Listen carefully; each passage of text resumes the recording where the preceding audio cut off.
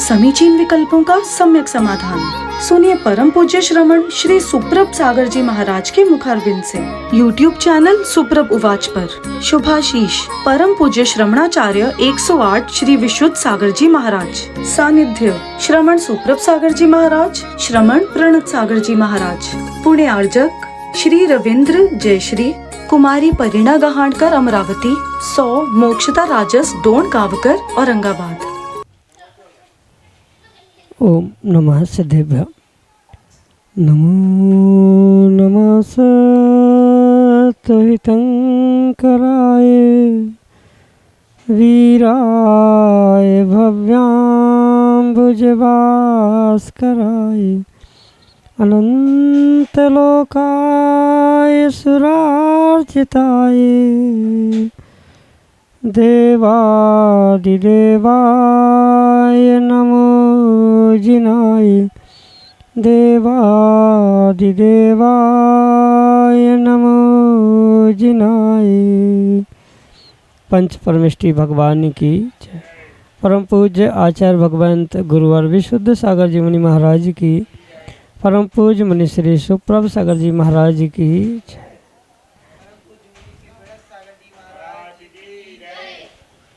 समीचीन विकल्पों का सम्यक समाधान।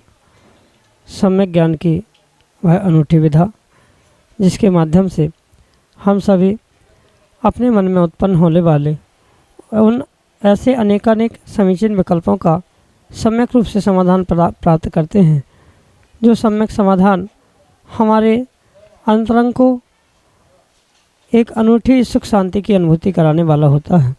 क्योंकि जहाँ विकल्प होता है वहाँ द्वंद्व होता है और द्वंद्व से दुख की उत्पत्ति होती है। लेकिन उस द्वंद्व से निर्द्वंद्वता को प्राप्त करने का एकमात्र उपाय मन की निर्विकल्पता, और वह मन की निर्विकल्पता सम्यक समाधान के माध्यम से ही संभव है।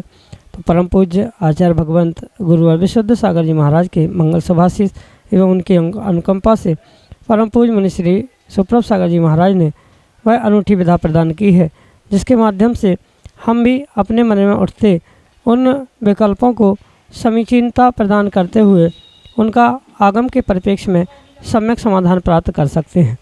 तो ऐसे आत्मकल्याण की अनूठी विधा से आप भी जुड़ने का प्रयास करें और अपना समीचीन विकल्प भेजते हुए परम पूज्य मुनिश्री से उसका आगम के परिप्रेक्ष्य में सम्यक समाधान प्राप्त करें। प्रारंभ करते हैं आज का सम्यक समाधान। और आज के पहले विकल्प के लिए श्रीमती मीनाक्षी प्रदीप जैन, ऋषिनगर उज्जैन मध्य प्रदेश से महर्षि के चरणों में बारंबार नमोस्तु निवेदित करते हुए अपना समीचीन प्रश्न रख रहे हैं कि महाराज जी, चारों प्रकार के देवों में से क्या सबसे ज़्यादा ताकतवर व्यंतर जाति के देव होते हैं? हमारे समीचीन विकल्प का सम्यक समाधान करने की अनुकंपा करें। नमोस्तु महाराज जी, नमोस्तु। ओम नमः सिद्धम। परम पूज्य आचार्य भगवान गुरुवर विशुद्ध सागर जी महाराज की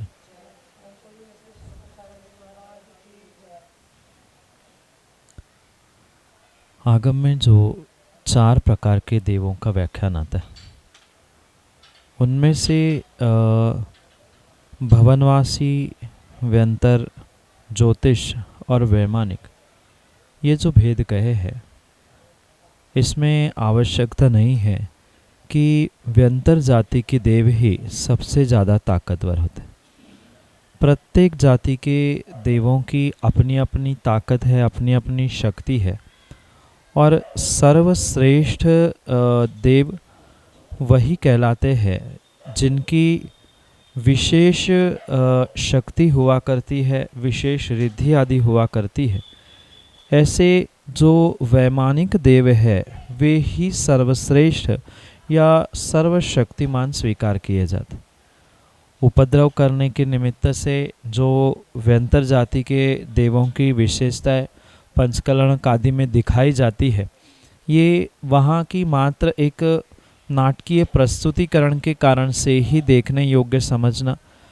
पर जैसे जैसे स्वर्गों में भी देवों में ऊपर ऊपर के स्वर्गों की व्यवस्था बनती है, जैसे 4 प्रकार के देव कहे, भवनवासी, व्यंतर, ज्योतिष और वैमानिक।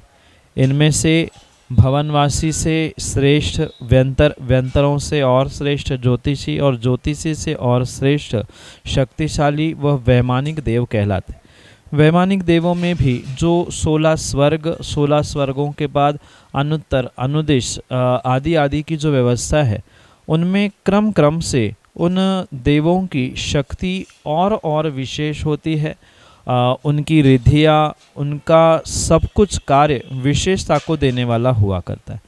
जैसे पहले स्वर्ग से लेकर 16वें स्वर्ग तक क्रम से तो शक्ति वृद्धिंगत हुई, पर 16 स्वर्ग के उपरांत पुनः अनुत्तर, अनुत्तर से और अनुदिश, ये जितनी ऊपर की व्यवस्थाएं है, मतलब जितने ऊपर के स्वर्गों के देव है, उनकी शक्ति, उनका प्रभाव, उनका रिद्धि, उनका सब कुछ पुण्य के निमित्त से, पुण्य के नियोग से विशेषताओं को प्राप्त करने वाला हुआ करता है। और उसके नीचे नीचे देवों का मान कषाय का परिणमन है, या उसके नीचे वाले जो देव है, मतलब क्रम क्रम से नीचे जो देव है, अनुदुष, अनुत्तर, 16 से लेके पहला स्वर्ग, फिर ज्योतिष, व्यंतर, भवनवासी, इनका क्रम क्रम से तारतम्यता से उनके परिग्रह में वृद्धि देखना, उनके और विशेषता के कारण से, मतलब उनकी ऊंचाई आदि आदि की अपेक्षा से उनमें बहुत सारा अंतर देखने में आता है। इसलिए ये सर्वथा नहीं कहा जा सकता कि ज्योतिष जाति के देव ही सबसे ज़्यादा ताकतवर होते हैं। जितनी उनकी विशेष स्थान की रचना आगम में कही गई है, मतलब 16 स्वर्ग और उसके ऊपर ऊपर के देवों की शक्ति, उनकी ताकत सर्वाधिक स्वीकार की जाती है। हाँ, उनमें भी तारतम्यता हुआ करती है, मतलब भवनवासी के जितने भेद कुमार प्रकार से कहे जाते हैं, पवन कुमार, मेघ कुमार आदि आदि, उनमें भी शक्ति की तारतम्यता भिन्न है। व्यंतर जाति में भी उनकी शक्ति की तारतम्यता भिन्न है। इसलिए उनकी भिन्न भिन्न शक्ति होती है। मात्र शरीर की शक्ति या उपद्रव करने की शक्ति की अपेक्षा से व्यंतर जाति के देवों को ज़्यादा ताकतवर स्वीकार करना ये उचित नहीं है। शक्ति मात्र शरीर की नहीं अपितु अन्य भी प्रकार से ग्रहण की जाती है। उनकी रिद्धियाँ, उनकी आयु, उनका पुण्य आदि आदि की अपेक्षा से सर्वश्रेष्ठ अनुदिश जाति के देव हुआ करते हैं, जो वैमानिक जाति के देवों के अंतर्गत आते हैं। यही आपके लिए सम्यक समाधान।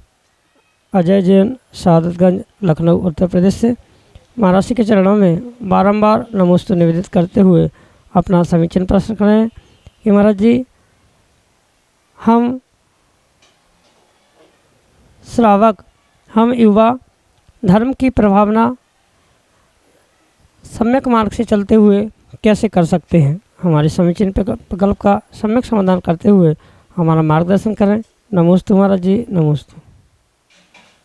वास्तव में अगर वर्तमान के युवा धर्म और धर्म की क्रियाओं को कारण और तर्कों के साथ समझकर अगर क्रियान्वित करने का प्रयास करेंगे, तो उनके लिए कोई अन्य मार्ग खोजने की आवश्यकता नहीं है धर्म प्रभावना करने के लिए।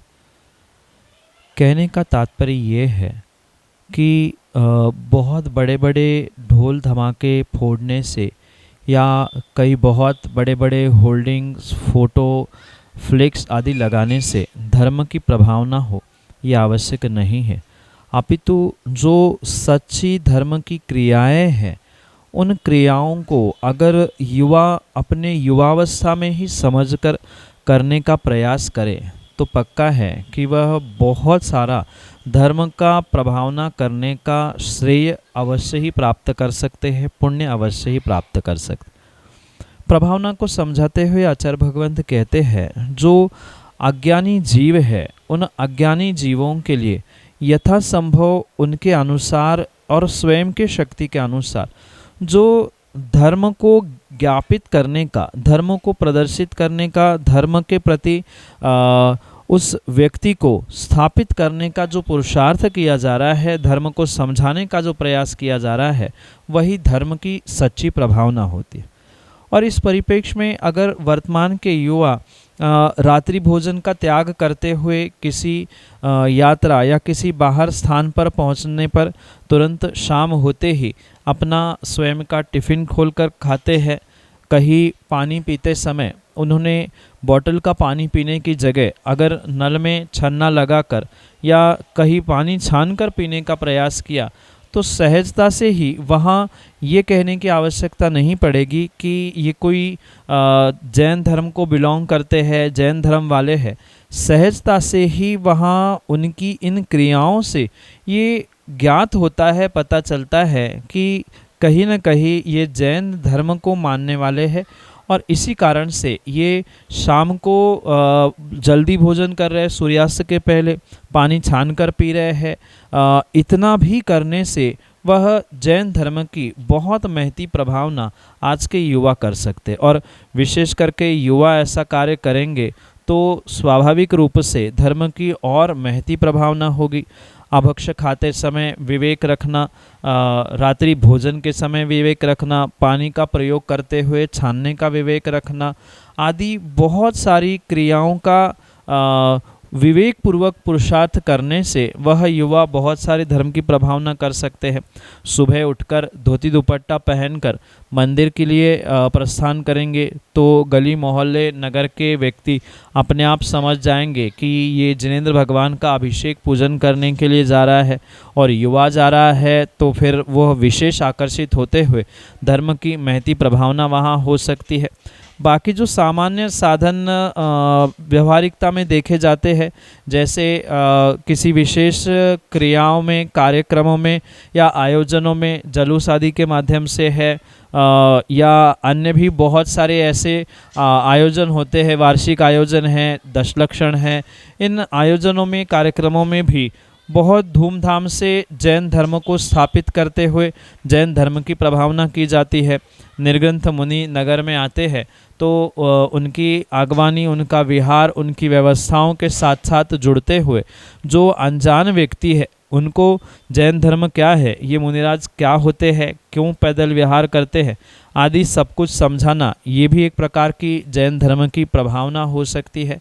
तो स्वयं का हित और दूसरे का हित करते हुए जो धर्म की अज्ञानता है, धर्म के प्रति अज्ञानता है, उसको प्रतिस्थापित करना, उसको सभी जनमानस को समझाना, इसका ही अर्थ प्रभावना कही है। तो जैसे बने अपनी स्वयं की धार्मिक क्रियाओं को संभालते हुए, पूजन पाठ करते हुए, दान आदि करते हुए, साथ में कुलाचार का पालन करते हुए, अष्टमूल गुणों को धारण करते हुए जितना संभव हो सके उतना सबके सामने भी उन क्रियाओं को करना, ये विशेष प्रभावना का साधन हो सकता है।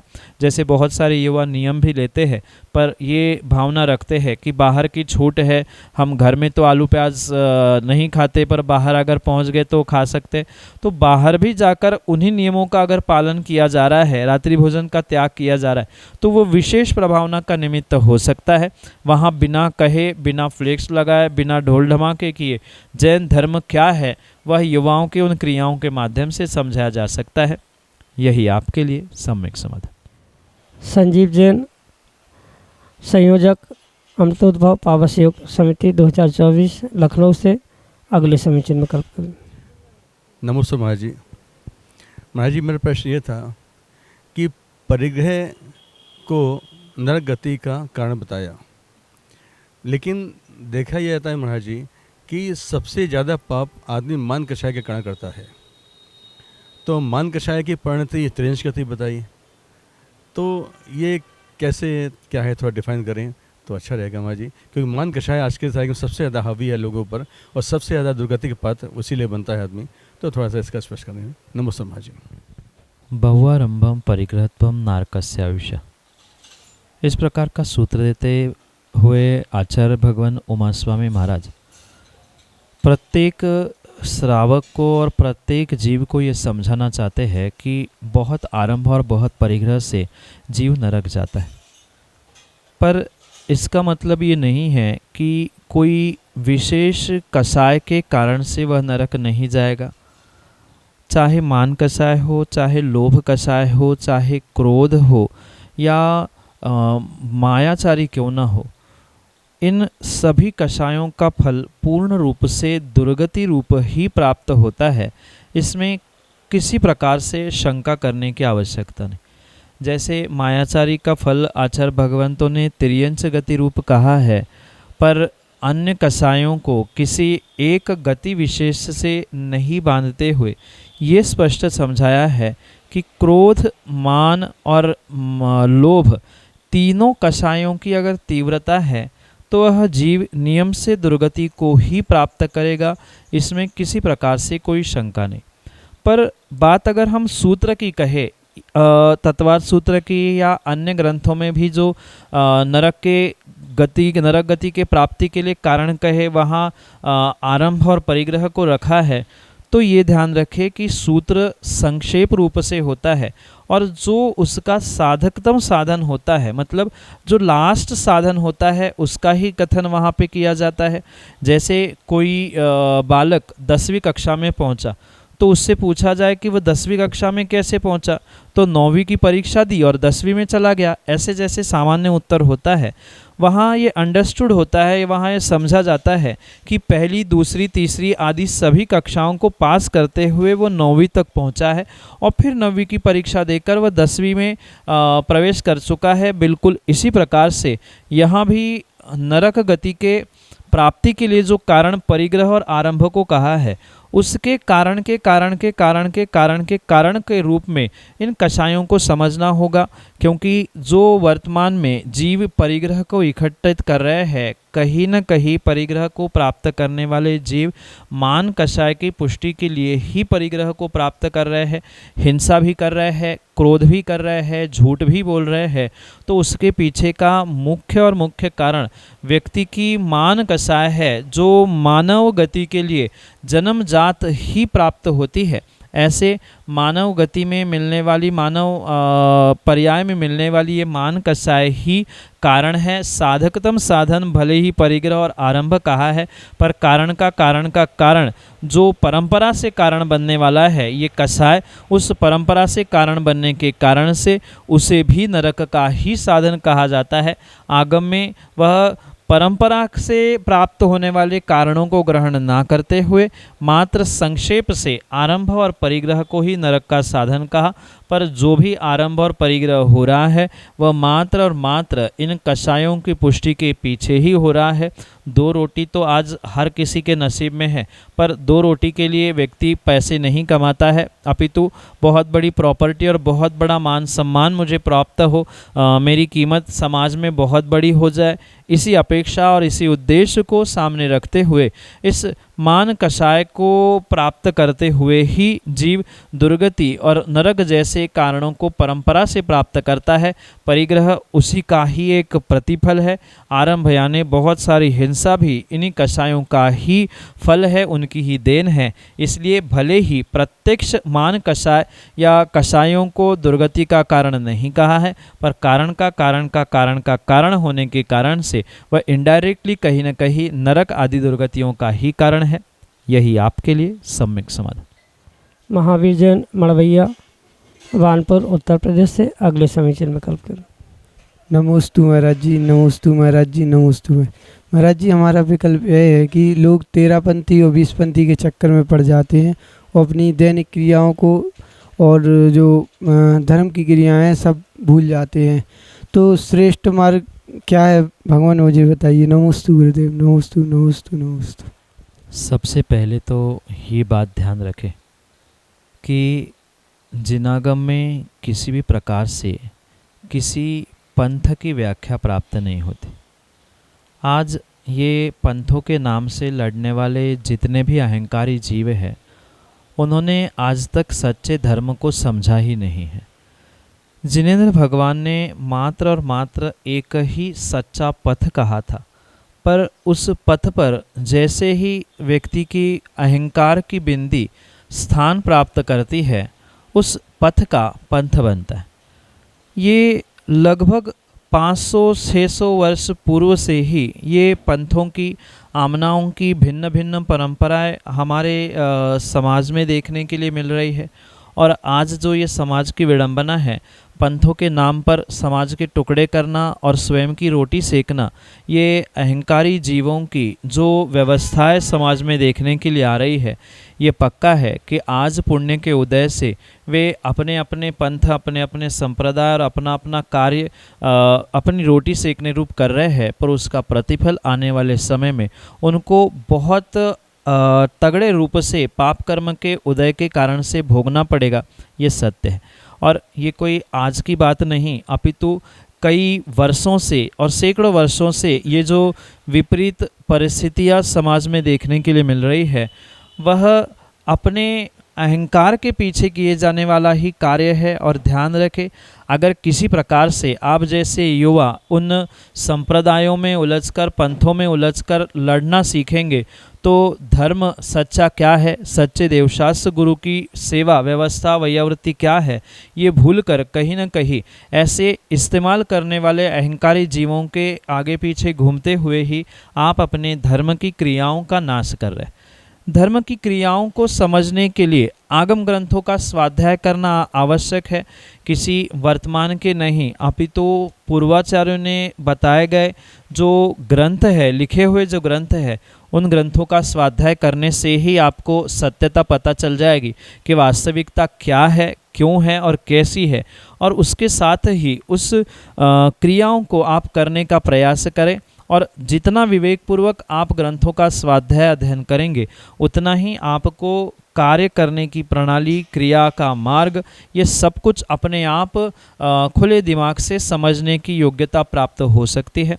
अन्यथा किन्हीं कारणों से अगर ऐसे अहंकारी या समाज को बांटने वाले लोगों के चक्कर में पंथों के द्वारा समाज के टुकड़े किए जा रहे हैं और समाज को दिग्भ्रमित किया जा रहा है, तो ये पक्का मानना वे स्वयं का भी और समाज का भी अहित कर रहे हैं, स्वयं की भी क्रिया छुड़वा रहे हैं और दूसरों की भी क्रिया छुड़वाते हुए सच्चे देवशास्त्र गुरु से उन्हें विमुख करते हुए बहुत बड़ा पाप का आश्रय बंध अपने स्वयं के जीवन में और दूसरों के भी जीवन में कर रहे हैं। रही बात क्रियाओं को सुधारने की, तो क्रियाओं को सुधारने के लिए आज भी इस समाज का मार्गदर्शन करने वाले सच्चे गुरु मौजूद है। उन सच्चे गुरुओं के मार्गदर्शन के साथ साथ सच्ची जिनवाणी शास्त्र जो पूर्वाचार्यों के द्वारा लिखी गई है, उनका स्वाध्याय करना, गुरु से अपने जिज्ञासाओं का समाधान करना आदि आदि माध्यम से अवश्य ही आप इन क्रियाओं में सुधार कर सकते हैं।